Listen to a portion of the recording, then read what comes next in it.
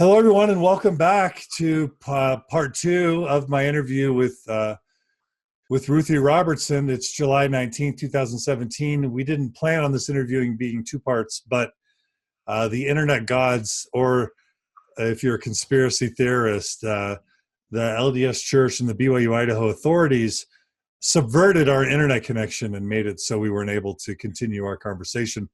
We had a really large group of people tuning in, over 250 people live tuned in. And now we're trying to start again. We've got about 70 people joining, a lot of great people still joining us. So we hope that we can finish this conversation. So Ruthie, welcome back to Mormon Stories podcast. It's good to have you back for part two. Yes, John. Hopefully this time it works. So we've already talked about your upbringing in the church. We've talked about your time at BYU, how your faith grew stronger to the point where you asked to take out your endowments, even before getting married or separate from serving a mission. We talked about how as an LGBT, sort of as a, let's just say a millennial or post-millennial, whatever the term is these days for people your age, you just always sort of felt like LGBT people deserved love and respect, but you just sort of maybe figured out the church was wrong, or you just, were able to sort of exist with your support of LGBT people, knowing you had an approach that was different from the church's. And then we talked about how the November 2015 policy sort of was a breaking point for you, where you just knew that you saw things differently. But having said that, it wasn't until 2016 that you started teaching. Is that correct? Correct. And you were teaching international relations. Is that right? Mm-hmm. And so one of the things I think I asked you, and maybe this is where we can start the interview, is what does a BYU Idaho professor agree to or not agree to when they sign up to be a professor? You did talk about this at the end, but that was when things were really spotty. Yeah. So let's just pick up from that point. What do you sign and agree to or not when you're a BYU Idaho professor? So the biggest things is, number one, professors live by the honor code as well as the students. So the BYU honor code is what faculty members agree to as well. And that's the major portion of like how we're supposed to conduct ourselves inside and outside of the university in our classrooms. And if you look at the honor code, there's absolutely nothing in it that says you have to agree with 100% of what the church says, and it doesn't say anything about using social media to express yourself or anything. It doesn't cover that in the honor code. And then once you get down into the nitty-gritty part of like the faculty handbook, it talks about conduct within the classroom, and within that, of course, it's about building and supporting the testimonies of Christ. And that's the major thing that professors are supposed to do. You're not supposed to speak ill of the church within your classroom, which I never did. And even in my Facebook post, I wasn't speaking ill of the church. Some people claim that I was. Well, that wasn't my intent, and that's not how I was trying to approach it. But looking throughout the entire handbook, there's nothing in it that says you can't use social media as a platform to express your own opinions. The most important thing is that it's not within your classroom. And that was something as a political science professor that was important to me, that my students didn't know about my own political opinions or even my opinions that might differ from the church. And so I didn't have my students on my Facebook for that reason. So I've gone through the faculty handbook and all of my contracts, and there's absolutely nothing that says you have to agree 100% with everything the church says, and you can't express yourself in a private setting or contradictory to something the church says. Okay. So as you were contemplating making this post, is it fair to say that you just had no idea that there would be any implications for your job? No, I didn't think that was going to happen at all. I mean, like I said, I knew it was going to be controversial. A majority of my friends are LDS, and so of course it was going to kind of strike some people the wrong way, and that's really nothing new for me. I've always been pretty controversial because I grew up in a conservative area, and I'm crazy liberal, and so most of my opinions are not what my friends are. Sure. So I knew it would be controversial, but I didn't for a second think, oh, if I post this, I'm going to lose my job. Because it wasn't something that ever took place in my classroom. So no, Kevin writes a similar question. He writes, I read in your revised Facebook post that you had no idea that you'd be fired for taking a public view on this issue in the direction that you did. He says, I want to poke on that and challenge it a bit. BYU and the church in general has a long and proven history of immediately expelling anyone who voices an opinion in contrary to the opinion of the church. As someone who comes across as intelligent and well-spoken, do you stand by those comments, or did you actually know, even if subconsciously, that this would happen? Also, did your original post contain such a blatant exclamation of your personal beliefs, or was that an edit and a somewhat defiant one that was a result of your original meeting with school officials? So those are Kevin's questions. Okay, so as to the church does have a history. If you disagree with them, you get excommunicated. I mean, John, you're a perfect example of that. And Kate Kelly, there's everyone that was excommunicated for supporting civil rights before the church lifted the ban in 78. Yeah, they have a history of people speaking out. But I guess for me, I wasn't thinking, in my private Facebook. If I could just help, I'm sorry for inserting myself, but the truth is, there is a history of that. But also in the past few years, the church has been incredibly lenient. It seems like there was a wave of excommunications around the 2014, 15, 16 timeframe. But there's plenty of people who show LGBT support, who march in pride parades, and they're never punished. But yeah. So it's not so much about being a member; it's about being a church employee or a employee of like a BYU school. And my guess is that those people tend to never publicly disagree with the church or its leaders or face consequences. Now, is that a history you've been aware of, or not so much? Well, I'm going to contradict that in the fact that I knew many professors and know many professors that publicly disagree with church policies that are faculty colleagues of mine, and they're not fired, but it's probably because they're a lot older than I am and have more, and the fact that they have tenure. So there's that. They have to have good cause. And that's understandable, like being a church employee and having to be more careful about what you say. And I can understand that to an extent. And I told them that in the meetings, that if I was, using my position as a professor to preach these things, then yeah, totally dismiss me.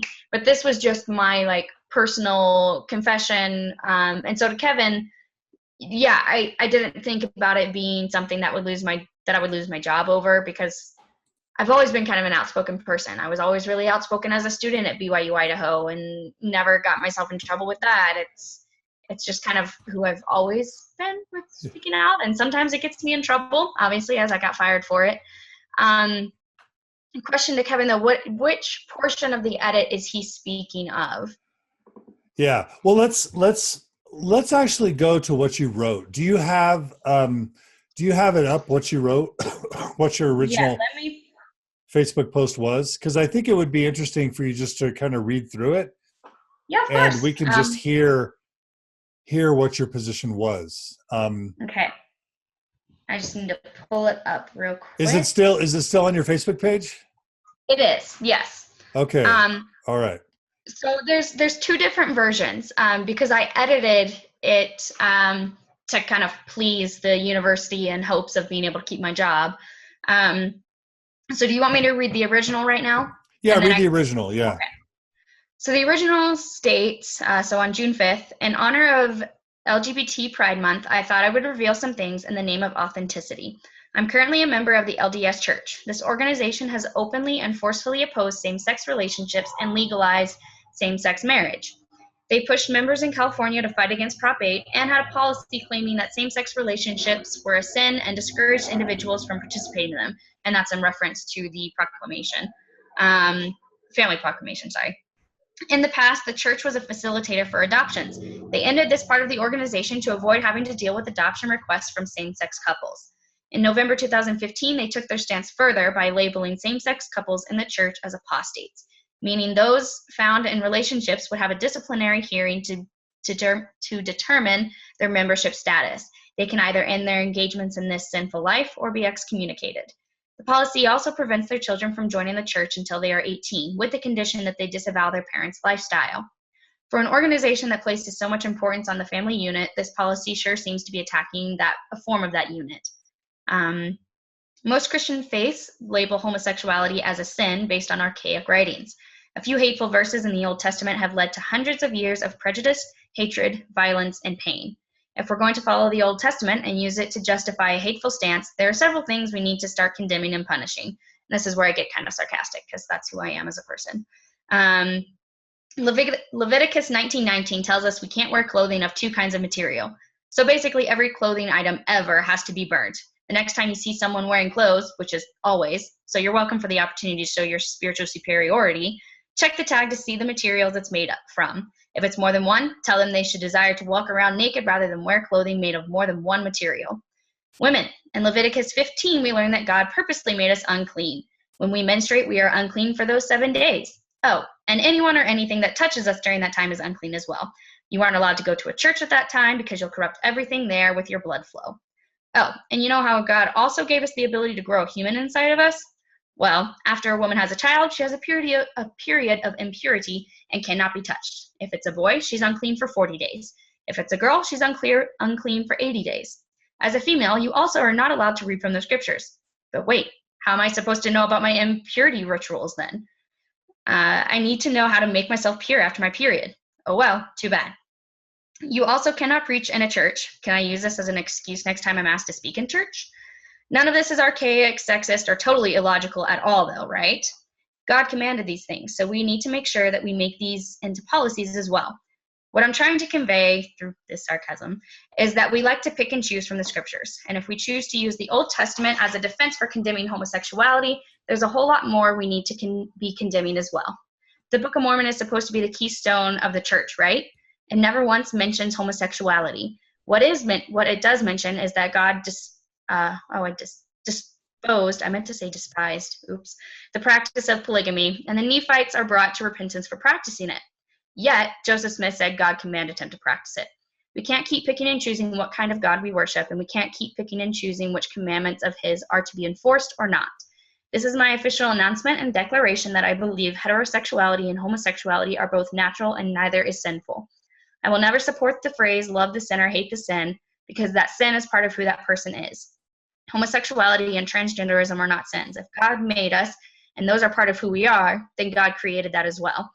I realize that my views counter the current day policies of the LDS Church, but I hope that over time, the church will come to see the harm these policies have. Church history shows that the church has rescinded policies before that weren't doctrinal and that weren't inspired by the Lord. I hope that this will someday apply to the stance on LGBT community. I will always and forever stand up for the equality of LGBT community. Sexuality and gender are not binary. They are on a spectrum, and that is how we are made. Stand up for humanity. Love people because of who they are, not despite who they are. Trump can break the tradition of June being LGBT Pride Month, but I'm still going to celebrate it this month and every month to follow. That was a lot of reading. Excellent. Okay. So what happened when you posted that post? A lot of positive response and a lot Where and how? As far as on the Facebook post itself. Okay. How many likes did you get? I don't know. Let me go check. So you got a bunch of likes and comments. Yeah, I can't get my thing to load, but yeah, it was pretty well received, except for, a couple people, but. And you're saying that you don't have students as friends on Facebook? I didn't at that time. At the end of the semester, once I told my students what happened, tons of them added me on Facebook, but at the time I didn't, no. Okay. And so actually, real quick though, there's going to be a student who's going to claim that I had him on my Facebook because I had him on my Facebook at the beginning of the semester, but deleted him way before this post was made. So if he ever comes out and says, oh, she did have someone on her Facebook, he's lying. So. Okay. All right. Sorry. I just need to make sure that was cleared. So you made the post and you got some normal reactions. When did it become a matter of employment? How did that happen? The very same night. That night that I made the post, I got a text from a faculty member that I had been reported to our department head. And then a little bit later, I got a text that I had been reported to Henry Eyring directly. So, I mean, can we just pause for a second? Isn't that super weird that a professor can make a personal statement of support on Facebook and within hours they're reported to their department head of their university, right? Well, the person that reported me to the department head has been gunning for me for a while. So, okay, so you know who it was that reported you. I know who it was. Yeah. Okay, and so how were you contacted? By text, you said? Yes. Yeah. The department head texts you and says No, what? not even the department head didn't text me. Okay. A faculty member that I am close with texted me on behalf of the department head because the department head knew that this faculty member could contact me faster than he could. So, all right. So the department head picks a faculty member and says, "You need to reach out to Ruthie." What did that faculty member say to you? They were like, "Hey, just so you know, your recent Facebook post got reported to Sean Johansson, who is the department head. And Sean told me that you'd also been reported to Henry Eyring." Who's the president of the university? Correct. So is that the son of Henry Eyring the apostle? Yes. Okay, Yeah. so now you're not only reported to your department head, but to the president of your university. Yep. Okay. All right. So what was your response to that? Were you freaking out? Were you worried? Were you sad? Yeah. Were you excited? I was really angry at first because I recently gotten in a argument with a close friend where what I thought was a close friend over the post, and so I thought it might have been him that reported me. So I was angry at him, but it wasn't him. But I called my best friend and just started crying. I was just like, I think I'm gonna lose my job, and so I just cried for a good 2 hours. So you were worried about your job. Yeah. Oh yeah. I knew the moment that I found out that, because if it had just been the department head, I probably would have just gotten a really big lecture, slap on the wrist, and it would have been over. But because it went to the president, I was like, my job's done. I'm done. And how do you feel about your job? How do you value your job? Oh, I love it so much. I love teaching and I love my students. And my biggest concern was that they were going to fire me on the spot and that I wouldn't be able to finish the semester. How many weeks were left in the semester?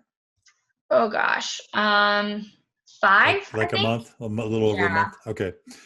Okay. So you're worried, and is your livelihood largely or partially dependent? It's my sole income. So teaching is your sole income right now. Yep.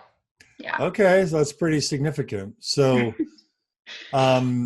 okay. So you cry to your friend, you're sad, you're worried. What happens next? Got over crying, knew that got contacted that I was meeting with administration, the next day. Who contacted you? Same faculty member. He was like, "Hey, Rob Eaton, he's the number 3 guy at the university. I don't know his exact title. I think it's like assistant vice president or something." Okay. So I'd be meeting with Rob Eaton and then Eric Waltz, who is the dean of the College of Language and Letters. Sweetest man ever. I think he was more upset about me losing my job than I was at that point. So they call you in? Yeah, so they had that faculty member contact me. So I met with that faculty member and then Rob and Eric the following day. And so what was that meeting like? The beginning of the meeting was actually really positive. It was a lot of Rob trying to get to know me, get my background, figure out why I felt the way I did about the issues, and just trying to figure out where I stood with the church and with a lot of other things. trying to make sure that, Like a temple recommend interview, kind of like, what do you believe? No, not that. It was more of like, well, how can you hold these views and still believe in the church? Like, how do you reconcile it? Wow. So it was that. And then also That's so weird in a place of employment. Like, okay, wait, how do you, like, your bosses are assessing your testimony and asking you to justify and defend how you reconcile your spiritual and faith beliefs with your support of LGBT people under the context of evaluating whether or not you're going to be fired. Well, and he couldn't get past the thought process of mine, which is that the church and the gospel aren't the same thing. And for me, for a long time, especially after the November 15 policy, I had to separate the two. So there was the gospel and there was the church. And I cared about the gospel, and that's what mattered. And he just couldn't get past that in that discussion. So after, he temple recommend interviews me or whatever, figures out how I reconcile things. It goes into a discussion about my classroom and, trying to make sure that this stuff isn't happening in my classroom, which it wasn't. Like I said, I only mentioned LGBT when I told my students to respect one another and when we were talking about human rights, which was relevant to the course.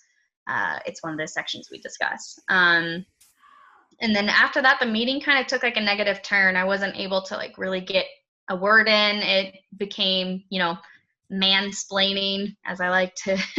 What were they saying? What did they say to you? It was basically just trying to testimony me out, that, I was so young and, I needed more time to think about these issues and pray about them more and study them more and come out on the right side, basically. So essentially it was just a testimony me out of my beliefs, tell me that I'm wrong in my interpretation of things, and to pray about it and come back with the right answer. Okay. How'd that feel? As a feminist, I was really pissed off because I felt like, number one, because of me being the only woman in the room, that, all of these men, these priesthood holders, assumed that they were far more intelligent than I was, that they'd studied more than I had. That just because they're older. Yeah, they're older and they're male. And so like my age and my gender, like I felt like that was really playing into it, which made me really angry. And I just kind of became indignant because he kept saying, pray about it and come back and change your mind about taking the post down. Because that was the major thing, was take the post down. And okay, so they did make an explicit request. Yes, they said, take the post down. He was like, do it. And I told him, I was like, especially after the whole mansplaining, testimony me out of my beliefs, I was just like, you know what, no. I was like, I'm not doing it. Like, you obviously don't know what you're talking about. And so if you really valued your job, if you really needed the income, and you were really scared and sad, what made you so, obstinate or determined to keep the post up, especially when there's, how many, 2 or 3 men? How many were there? There were 3. Yeah. Especially when there's 3 powerful men. Like I could imagine you feeling really intimidated. Well, sorry, real quick. One of the men was totally on my side, supported me through the entire thing. So. And what was his role again? He's just a faculty member. Okay, in your department. Yep. Okay, so a faculty member in your department was supported. The other 2 were not. What kept you from being just intimidated by the power structure, needing the money, needing your job, and just saying, okay, I'll think about it or I'll cave, versus you, what it sounds like you did, you were kind of defiant a little bit? 2 things. The most important one being that this was a really important issue to me, that I wasn't going to be weak and back down on my beliefs simply because someone told me I need to. I've said it a couple of times that, I refuse to be on the wrong side of history when it comes to this. What the church is doing is, with LGBT, is repeating the ban on African Americans with the priesthood and the temple blessings. And I don't want to be the person that's on the wrong side of history for that. And so I refused to take it down for that reason. And because I needed my friends that were LGBT to know that I wasn't part of that portion of the church, that didn't represent me. So that was the biggest part of it. And the second part is just kind of my nature, which is very prideful. If you tell me to do something, I probably won't do it. If you tell me not to do something, I'll probably do it. And so the fact that, you know, these men were trying to essentially intimidate me into taking back my statement, I was just very resistant after that. Okay, so they kind of had you defensive and kind of a little bit angry, but you have to be simultaneously nervous because your job's going to be at stake, right? Of course. But that you were willing at that point to lose your job over this issue. Yes. Okay. All right. So anything about how the meeting ended?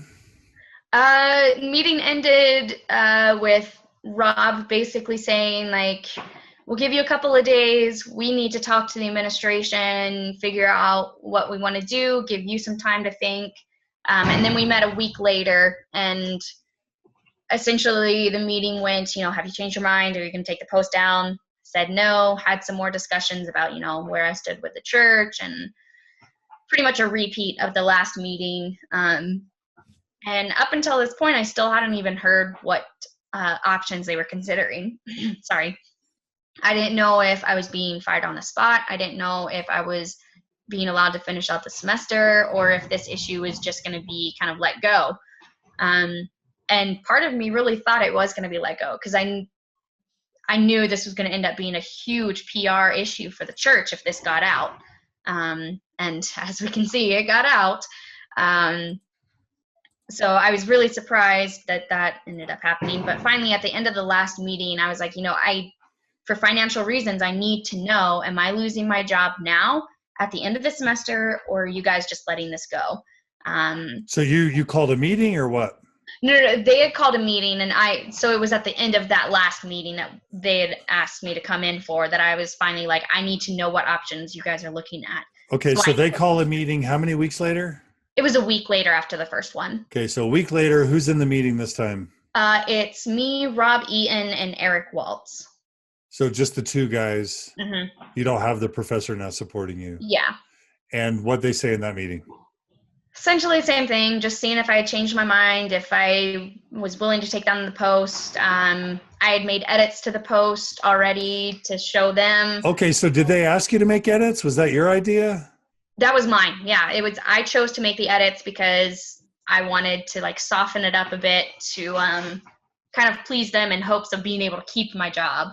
So what changes did you make to the document? What's the difference between version 1 and version 2? Okay, let me pull it up real quick.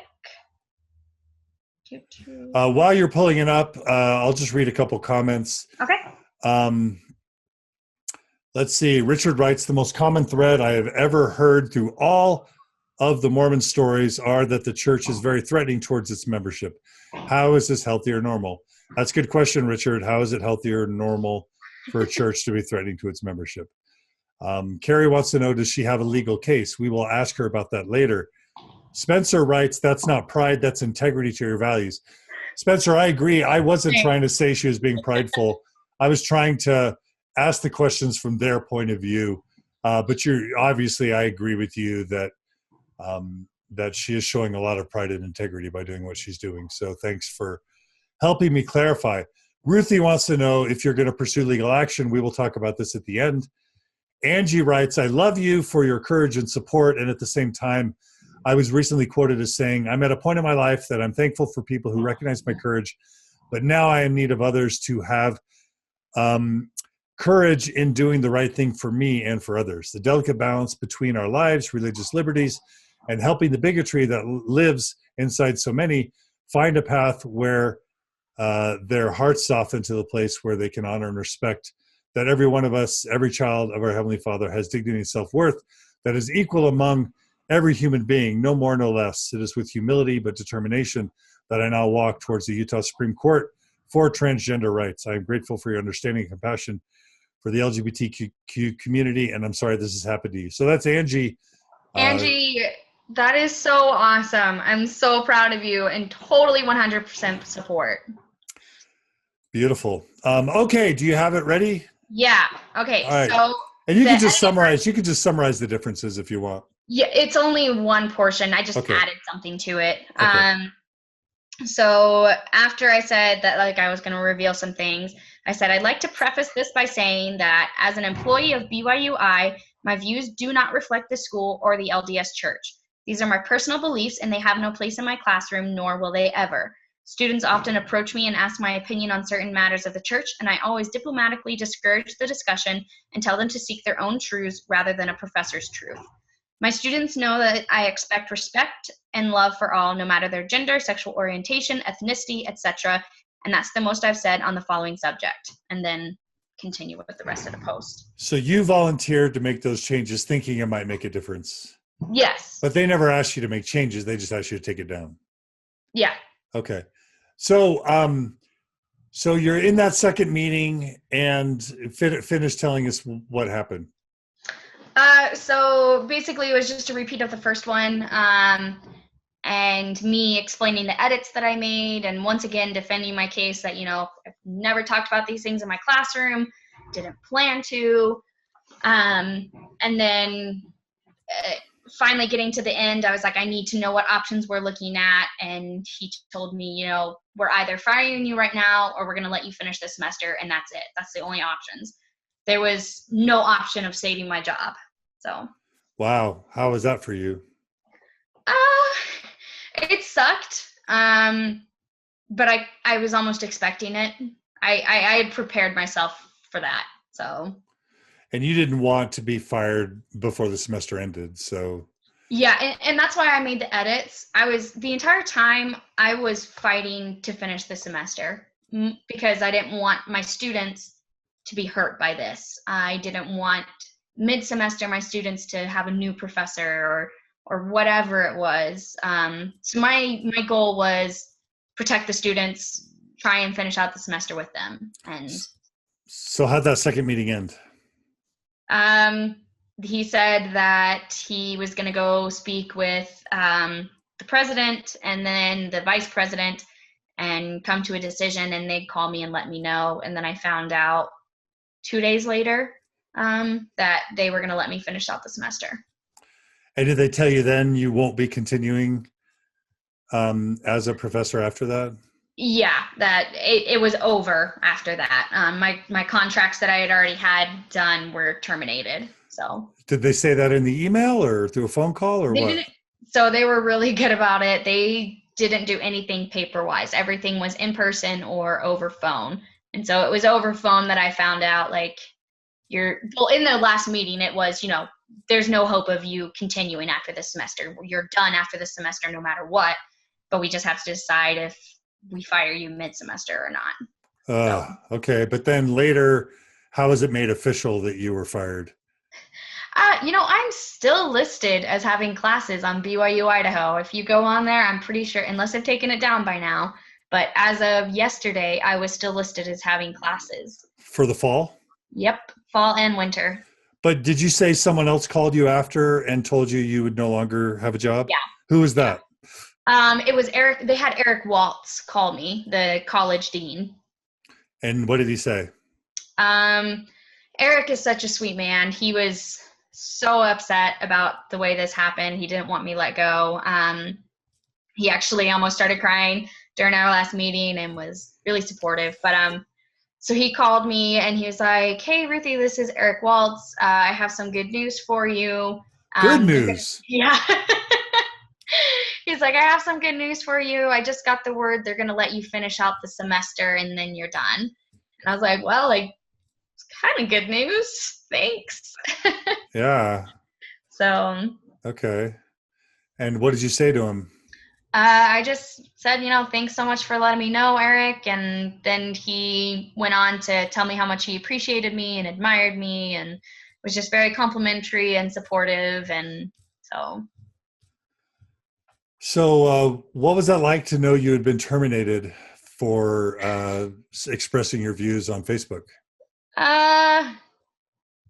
It sucked. It really did. But like I said, I had prepared myself for it. Like I knew it was coming. and I was ready and willing. It was for something that was worth it. Yeah, sucks losing my job, but it would also suck to, give up my integrity and take back those views and those statements. I mean, can you make a living as an adjunct professor? Were you planning on doing this for a long time? Like, what were your long-term plans? So my long-term plan was to be an adjunct, and then work For on how my long? master's For how long? until I finished my master's. And then after I finished my master's, I wanted to try and get a full-time gig at the school. Are you enrolled in a master's program now? Yeah, so I have 2 master's programs that I've been accepted to. Which ones? Illinois University, I'm accepted into a political science master's program. And then Boise State, I'm accepted into a special education program. And those are distance degrees? Yes, they're both online. After all of this, I don't know what I'm doing. I'm still I can still register for the classes if I decide to, but I don't really know what I'm doing at this point. And so it's okay, if I don't have a job, there's no point in going into more debt until I figure out what I want to do. So you were going to stay at BYU Idaho, have that be how you funded your master's, your graduate work. Not how I funded it. It would have been how I paid my bills, and I would have done loans. That's what I mean. Yeah, just paid for your living expenses and stuff. Yeah. Okay, but now that you've been fired, that puts in jeopardy your ability to start grad school in the fall. Correct. Because you don't want to go into that much debt, and now you don't have a job. Yeah. Okay, that's really heartbreaking. I'm feeling really sad for you. It sucks. Yep, it does. I mean, do you have to move out of your apartment now, or do you have to move home? Like, how are you going to afford to survive? I am figuring things out right now. I've still got 2 paychecks left from the school, hoping they don't take them away because of all of this. But with that, I can still pay my rent for the next 2 months. And I work part-time at a bar in town that's just a mile away from me, which apparently has really bothered a lot of people with this story. Don't know why, but so right now I'm doing that to make some money, job searching, trying to find something. I think my parents want me to move back home, but I don't think that would be very good for me. I've been on my own too long to want to be back living with parents. Okay. So are your parents believers in the church? Are they Orthodox? Yeah, my entire family is active LDS. And where do they live? So my parents and my 2 brothers and their spouses live in Virginia, and then my sister lives with her husband in Pocatello. So they want you to move back home to Virginia. Yeah. Okay. Okay, so let's just talk about the legalities of this. There's somebody who wrote that jobs are at will. I'm not a lawyer, but there certainly are jobs that are basically we can fire you at any time for whatever reason we want to. And Idaho is an at-will state, I think. Yeah. So, I mean, they're in their legal rights to fire you for any reason. Is that true? I guess. I don't really know a whole lot about the legal part of it. I know as a private university that there's really almost no grounds for a legal suit against them. So I think the only way I can imagine legal standing is if they had fired me for being LGBT rather than supporting. That's the only way I can think of them having some kind of legal ground. Julie writes, I'm willing to guess that BYU has plenty of verbiage in her contract that supports their choice to fire her, or at least that protects them from it. Do you think Julie's right? Yeah, from my experience, yes. So the only professors that are really safe from being fired are those who have CFS. So at BYU Idaho, you don't have tenure. You get CFS, and that basically means that they have to have good cause to be able to fire you. They can't just fire you because maybe students don't like you. They can't fire you because of some statement you've made or whatever, I don't think. Okay.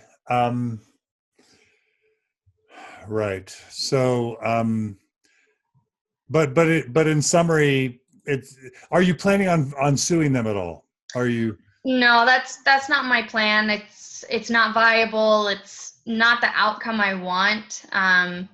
For me, this isn't about attacking the school. This isn't about attacking the church. This is about trying to bring about change, and to make people realize that the school has this, facade of, and the church has this facade of being accepting and loving and tolerant of all kinds of people, specifically LGBT, but obviously not. From my LGBT friends' experiences, from my experiences, from expressing personal opinions, obviously they don't have this tolerance for LGBT or anything contrary to what they believe. So my goal is to make that known and for them to hopefully look towards change. Okay. So you're doing this as sort of an act of civil disobedience or occupational disobedience in hopes that it'll lead towards change. I guess. Okay. That's a way to put it. So are you going to stay in Rexburg or are you going to leave? I don't know. You're I trying don't know to what figure I'm it out. doing with my life right now, John. Oh, that's super frustrating. It is. How has all this affected your faith in the church, or has it? Like, are you comfortable? Are you safe to talk about that right now? It's really disappointed me a lot. Like I said, I fought for so long to find my place in the church with all my views that are so different from it. And for me, it became all about, just my personal connection with Christ, my own connection there, rather than, having a connection through an organization or through a priesthood holder. It was just me, Christ, and that's all that mattered. And so with this organization now all of a sudden attacking me and saying that me fighting as long as I have to stay, I shouldn't be here, basically. That's kind of what I feel like I've been told, is that I don't belong, that I'm not wanted, that my perspective, my views, my voice aren't wanted. And so it's definitely shaken me a lot as far as that. Yeah. So you're saying you were able to separate the church from the gospel, but it's getting harder and harder. Yeah. Have you, have you heard of things like the CES letter and, the various, problems with the church's truth claims with its history, the polygamy, the polyandry, the historical, the problems with the historical Book of Mormon and Book of Abraham and stuff? Yeah, so I've read the CES letter. I've read Rough Stone Rolling. No Man Knows My History. I also read a book. I can't remember the exact title, but it talks about Masonry and the early temple rituals and stuff.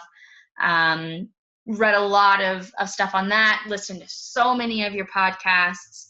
And then went over to Zelf on the Shelf for a good laugh, because their stuff a little more lighthearted and gives you a laugh over some things.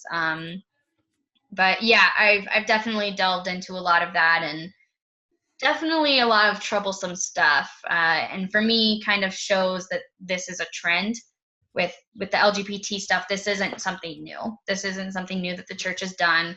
It's something that it's done in the past, and it's changed in the past. And you would think and hope that it would learn from those mistakes. And so part of me really, really wants to stay and to hope that it makes that change with LGBT, the way it did with African Americans and the priesthood ban. But I don't know. Yeah. Okay. As far as, let's see. So what has it been like since, were you concerned about talking to reporters? It seems like you waited until the semester ended before you spoke up to somebody. Is that right? Yeah. I really wanted to wait till the semester was over because, one, I didn't want the school to change their mind and fire me mid-semester. And two, I didn't want anything to be, interfering with my classroom. I didn't want to harm my students personally, and I don't want to harm their education at all. So that was the most important thing to me, was protecting my students, basically. And so I didn't even reach out to a reporter. That it wasn't me. What happened was, on the last day of my class, right before I released my students, I told them, I was like, hey, thanks so much for a great semester. I'm really glad you guys were my last set of students at BYUI. And so I hadn't planned on telling them everything, but then they all started asking questions. And so I finally kind of told them what happened, and they got really upset. And a big portion of them stayed behind and talked to me for a good 30, 40 minutes to an hour about a lot of stuff. And one particular student posted on Reddit about what happened. So he posted about it on the ex-Mormon subreddit.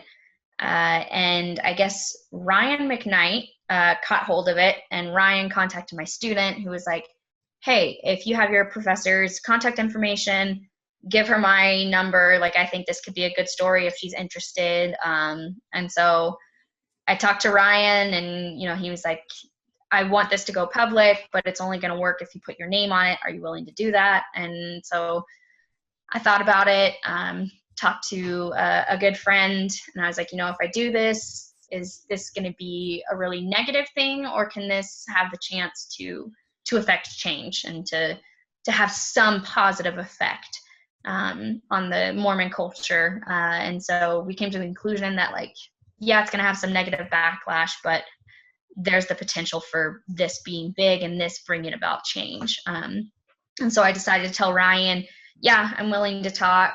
And so I think the first people he contacted the Salt Lake Tribune, KUTV, New York Times, and Washington Post. And so KUTV was the first one to kind of pick it up, and then just spread from there. So what reporters have you spoken with, or what news outlets have you spoken with? So many. So yesterday was when it all blew up because of KUTV. From the time I woke up till 3:00 in the morning last night, or I guess this morning, I was on the phone with someone or texting with someone about something.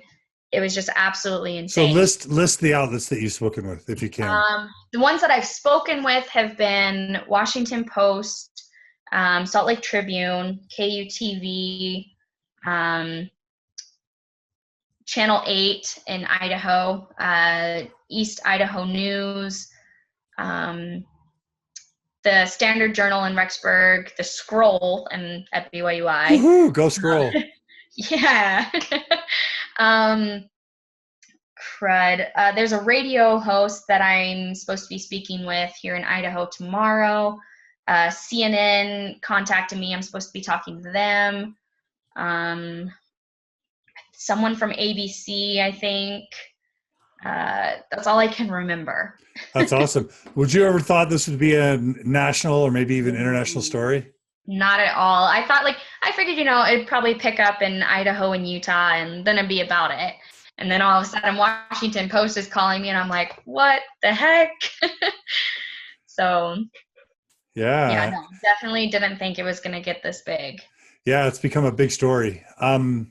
What's been the reaction of friends and family and students now that the story's really blown up? Actually, it's been really heartwarming with my students. There are a couple who don't like me, and that's fine, whatever. But even I had this one student. He is so amazing. Colton, if you're listening, Colton, love you. But Colton is pretty conservative, libertarian, hardcore conservative. And I'm way to the left. But the entire semester, he showed nothing but respect. He was always interested in my views on things. We had great discussions. And he made a post the other night. I guess he had a couple of my other students on his Facebook that he saw kind of talking poorly about me. And he made a post saying that, while he doesn't agree with a lot of my views and he doesn't agree with my stance on LGBT, he's, supportive of the fact that I should be able to speak my mind. He's upset with the university and the decision they made. I had another student who the day of when I told them what happened, he almost wrote a letter to President Eyring because he felt like students' free speech and free thought was now under threat. He felt like as a student, he couldn't think freely without being punished for it. And if he disagreed or didn't follow the norm, that he would be harmed. So for the most part, my students have been really supportive and great, and just love them so much. As far as family, not exactly supportive. Actually, I think my sister, I know she was watching the earlier part of this podcast because she was texting me telling me to stop playing with my hair. So I know she was watching. I don't know if she still is. Well, she doesn't agree with me. The fact that she would have been watching this podcast means a lot. But my family isn't really happy with the fact that I've kind of gone public with this. I think my mom said something along the lines of, by going public with this, I'm helping to attack the church and destroying the work of Christ, which is a little hurtful. Christ needs to strengthen up if this newspaper story is challenging his work. So I was it was pretty hurtful to hear that, but in my mind, I'm helping with Christ's message of acceptance and love, and we all have our own different version of him. So it's fine. So family not so supportive, but also not attacking me, which is good. Do you think that what do you think the impact is of the BYU Idaho student body? Do you think the students are paying attention? Do you think they know who you are? Yeah, the students are definitely paying attention. I think there's mixed responses. There are students who think, I deserve to lose my job, that I was asking for it, or that I purposely lost my job, that I made that post as a cry for help to have them fire me or something because I didn't want my job anymore. I've actually read comments that said that I purposely wanted to lose my job. But anyway, but there's a large majority of students that are really bothered by the fact that, a personal opinion expressed privately lost someone their job. And so now they feel like they can't have their own thoughts. They can't be free to be who they are. There have been LGBT students that have messaged me and said that they're scared that the school's going to start an attack on LGBT, that they won't be able to be openly gay, even if they're not acting on it. They won't be able to be honest to who they are, that the school would persecute them, that the student body would persecute them, or whatever it might be. So I definitely think they're paying attention, they're listening. And what if you had to estimate the percentage of BYUI students that are LGBT affirming or supportive? I know it's probably impossible, but is it 5%? Is it 50%? Do you even have an idea? So LGBT themselves or LGBT allies? LGBT affirming. So allies or LGBT themselves, yeah. Like who disagree with the church's policies, basically. Honestly, I'd estimate it somewhere around 75%. Disagree? Yeah. What about faculty? It's our general. What? What about faculty? I don't have a whole lot of experience with faculty outside of my department, but if it comes to the social sciences department, I'd say you're looking somewhere around 75% as well that don't agree with the policy. Not as extreme as I am, where I'm saying homosexuality isn't a sin, but definitely high percentage don't agree with the policy. Okay. Every professor I've interacted with in my program didn't agree with the policy. So that means there's going to be a lot of BYU students and faculty that are really freaked out right now, because if you're getting kicked out, it's going to put a chill on any faculty member ever wanting to show even support to students privately. Mm-hmm. And then, of course, there are all these students that are like, wow, if they're firing a professor for just being LGBT affirming, I need to be scared and quiet. Yeah. I mean, what a chill that seems like it's going to be putting over a campus, right? Yeah. That's sad. All right. So So in terms of national and international coverage, I guess you're going to keep doing stories about this until it runs the news cycle. I wonder, do you think that there's going to be any long-term positive change come out of this, or could it cause backlash and make actually things worse for LGBT people? Have you thought about that? I think it has the potential to go both ways, 50-50. I think like what you mentioned, that, people are now going to be scared to speak up. So there's two ways that, if they're a lot like me, if something like this happened to someone else and I was in response to it, because I'm a annoying human being, I'm going to do exactly what someone tells me not to do. So I wouldn't be fearful. I would just push back. That instead of cowering and hiding back, and be like, okay, you know what? No, this isn't okay. I'm going to push more and more and more. So I think that it has the potential for that people are now going to speak up more. People are going to be more courageous and be open about how they feel. And I think there's so many people that are trying to affect change with this, especially with Christian religions, trying to make more acceptance available. Like Dan Reynolds, Imagine Dragons lead singer, he's doing a documentary dealing with support of LGBTQ and dealing with Mormons and such. Like, everyone is doing their part and trying to help get this to move along. And so how do you know about Dan's documentary? He might have contacted me. Oh, okay. All right. Cool. Sorry, Dan, if that wasn't public knowledge. I'm really sorry. What's that like? What's that like to get a call from Dan Reynolds of Imagine Dragons? I kind of screamed this morning when I opened my phone. It was like, Dan Reynolds wants to connect with you. I was like, no way. This is Dan Reynolds. And I opened it. I was like, oh my gosh. It was just the coolest thing ever. But it makes me really proud because Dan has been such a wonderful supporter for LGBT Mormons, and then transitioning after the policy, he's been great for trying to support kids that are leaving the church and are LGBT, and trying to prevent the depression and the suicide rates. And him and Tyler Glenn have just been phenomenal advocates for that. So I think it will have a positive effect in the end. Sorry, off track, but I think it will have a positive effect. I think that people will start to stand up more. Nice. So what would you like to see people do? For those who are listening, for those who agree with your stance, who maybe are inspired by what you did or saddened, what would your call be to people paying attention? Just don't be scared. I've received so many messages since this story got out of people saying, I felt the exact same way, but I've always been scared to, let people know. And I'm so glad you stood up. Just stand up. Just tell people how you feel, because there's so many more people that feel the same way you do than those that don't.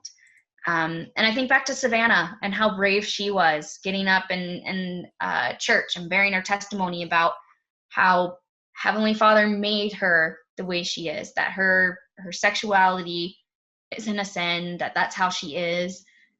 Just be open and honest. If you cower and hide, nothing is ever, and I'm not saying you're people like you're cowards or anything. I'm saying if you don't let yourself be authentic, nothing's going to change. The church will stay the same because they'll think, oh, everyone that's leaving is the problem, and they're the ones that support these issues. Be a member in good standing. Stay in the church and then try to affect change. That's what has to happen, is people within the church have to stand up and admit and own up to their beliefs so that change can happen. I love it. All right, so let's go to some of the comments and questions on the page. We're so grateful that we still got over 100 people who have been able to tune into this episode. So let's just go through a couple comments and maybe you can respond. Tom writes, you probably do not have a legal case because you're an at-will employee, but the administrators seem to be using unrighteous dominion as per Doctrine and Covenants 121. What would you say about that? Probably Unrighteous, true. unrighteous dominion? Yeah. Why? I don't, maybe it's just my negative view of some priesthood leaders. The reason they gave for firing me, it was twisting everything, essentially telling me that my personal views that were outside of my classroom were undermining my students' testimonies. So, yeah. Okay. Aurora writes, so I'm guessing you didn't go home and pray. BYU is a religious school, a private religious school. They have every right to ask you to take down social media posts, know what you're talking about in your class, and know where you stand in your faith. Just saying. What would you say to Aurora that says BYU has this right? It's a private religious school. You should have known what you were doing, and it's your fault. Aurora, I've gotten plenty of messages just like that from tons of other people, but what everyone seems to be missing is that this was never in my classroom, that my private opinions didn't come into my classroom, that I never taught anti-doctrine, as some people are claiming I have. But yeah, if I was teaching this stuff in my classroom, university totally had the right to fire me, because at that point I would have been undermining their testimonies. But since this was my private Facebook and it didn't have any of my students, no, I don't think they had the right to do that. That's limiting my own ability to think and to have an opinion. So yeah, no, I didn't go back and pray because I didn't need to. I've been praying and going to the temple for months, trying to make my decision on how I felt about same-sex relationships in the church. I did plenty of praying. I did plenty of fasting, so many temple trips, and came to this conclusion. So I didn't need some other guy to tell me to go and pray more about something that I already had confirmed by Heavenly Father. So thank you for your concern. That got a little salty. I'm sorry.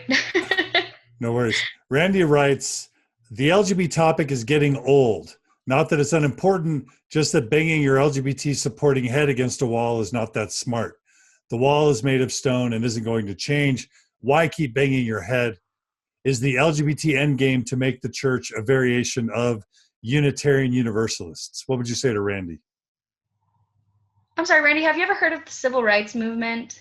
Would you say that to Martin Luther King Jr.? Because that's pretty much what they were facing with African Americans trying to get civil rights, is banging their head against a stone wall. That was assumed. It's not a stone wall. It never has been, and it never will be. All right. Lori writes that when she was a BYU Idaho teacher, she wore her rainbow mama dragon jewelry every single day, so LGBT students knew that she was safe. She would walk across the street from campus to help them, talk to them, and give them whatever it was they may need. So it sounds like there are professors, like you say, at BYU Idaho who want to be a helpful part of the solution, but they have to kind of be secret about it. Yeah. No, that's so awesome, Lori. And what you're doing is fantastic. They need a safe space. They need someone they can trust, someone they can talk to. And I'm glad that there are people on campus there for them. Helena writes, Ruthie, you should look into teaching English to Chinese kids online. They pay well, and you could do the hours during school. So Helen is trying to give you some job advice. She says, way to go for standing up for what you believe. Sorry this has happened to you. Awesome. Thanks so much, Helen. I'll look into that. Katie is a BYU Idaho student, and she writes, they say that there is the church and then there is the doctrine, but it gets pretty hard to keep the two separate in spaces where those who administer the doctrine say that there's no room at the table unless people are also willing to conform to the church. Heartbreaking and damaging to too many people. So Katie's saying it's hard to keep those things separate. Yeah, it's getting harder and harder, definitely. Juliana says, I'm curious how you can teach at a university without having anything beyond a bachelor's degree. That does call into question maybe BYU Idaho's, not that you're not brilliant, but that like, don't universities usually have master or PhD level students teaching? What would you say to that? So that's actually come under question quite a bit. So number one, I was an extremely intelligent student when it came to international relations. I had the confidence of the entire political science department who made the decision to hire me. I Yeah, usually I think one of the rules for adjunct is like you have to be enrolled in a master's program, and so I was. I was enrolled in a master's program for it. But essentially, I got the job because I was qualified, that I knew what I was doing. I knew what I was teaching. I essentially recreated a portion of that class on my own for my internship. So yeah, with having a bachelor's, a lot of people assume that I'm unqualified and that I was a bad teacher or whatever. Go talk to my students. A majority of them, there's one or two that don't like me that would probably say negative things, but a majority of them would say that they learned so much from me, more than they have with a lot of other professors, and that they were able to actually be engaged and connect because of my age. So I love it. Yeah. It sounds like your students really loved and valued what you did. Have any faculty reached out in support, is a question from Michael. Yes. Only a couple of them have directly contacted me, but they have supported me like by talking to other faculty members that have communicated that to me. So a majority of my department is really upset with the fact that I was let go, and has shown immense support. And yeah, so it's been great. Leslie writes that WDBJ News in Roanoke has picked up the story, so it is reaching Roanoke. Whoa. Richard writes, agency is under threat in the Mormon Church and at BYU Idaho. Katie writes back, I think many of us as students worry about this. We did before, now more so now. So it sounds like this is making potentially BYU Idaho students feel a little bit less safe. Yeah. Ned writes, thank you for being so brave. The hardest thing is when your family isn't fully supportive. Many of us have been in similar situations, but not as public as yours. Thank you for being a strength to all of us, standing up for your beliefs and not caving to social or family pressure. Much love. So love from Ned. Lawrence is surprised that 75% of students and faculty are LGBT affirming at BYU Idaho. What do you think about that Lawrence is surprised? I'm making a rough estimate. It's based on my interactions. Yeah. So it's based on my interactions with people, my knowledge of previous students, current students, and also just general trend of millennials. We're a much more tolerant and accepting generation, and we're the majority of what the church is losing because of their intolerance to things like LGBT. So yeah. Interesting. Yeah, it's just an estimate. It's a lot higher than people think, because a lot of people just kind of keep quiet about it because they know that it's not a good opinion for them to have. It's just kind of crazy how scared people are and how much control the church has in silencing people. That's kind of crazy. Yeah. No, I'm waiting for contact from my stake president to get excommunicated for all of this. We'll see. I hope that doesn't happen. Tom writes, colleges need to be places that encourage free thought and discussion. It is just wrong for BYU Idaho, I'll say an institution of higher learning, to discourage free thought, as it is for liberal fascist colleges to suppress conservative and libertarian ideas.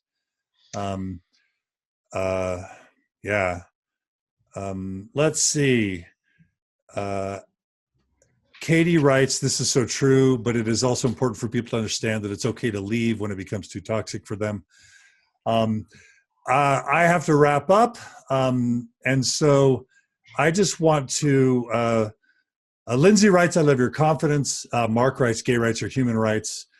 Agreed. It's worth continuing to support no matter how hard the fight. After the leaked videos from the Quorum of the 12 meetings, we know that the church patriarchy is afraid of, Mark writes, the gays. All right, so this has been a wonderful discussion.